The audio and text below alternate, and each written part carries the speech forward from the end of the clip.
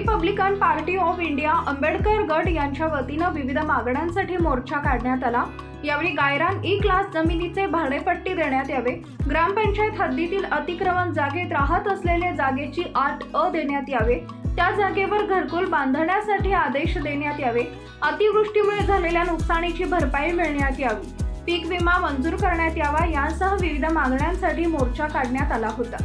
यावेळी Republican party of India Ambedkar गटाचे जिल्हाध्यक्ष भाई संतोष इंगळे, जिल्हा कार्याध्यक्ष प्राध्यापक भास्कर इंगळे, संदीप शिंदे, प्रदीप तायडे, पुंजाजी अश्रू, वाणी, नजू पठाण, विनोद अंबोरे, बबन अंबोरे यांच्यासह इतरही मोठ्या संख्येने उपस्थित होते। आपला Vidarbha live bureau report, Mehkar, Buldhana.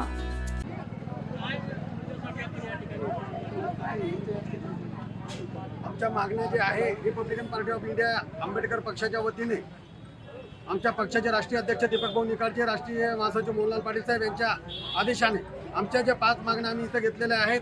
आमच्या मागण्या आहेत: गायरान ई क्लास जमिनीचे भाडेपट्टे देण्यात यावे, ग्रामपंचायतच्या हद्दीतील जागेत राहत असलेल्या जागेचे 8 देण्यात यावे व जागेवर घरकुल बांधण्यासाठी त्यांनी आदेश सोडावे। मेहकर आणि लोणार तालुक्यातील झालेल्या मुसळधार पावसाने शेतीचे नुकसान पाहून त्यांना नुकसान भरपाई देण्यात यावी व पीक विमा मंजूर करण्यात यावा।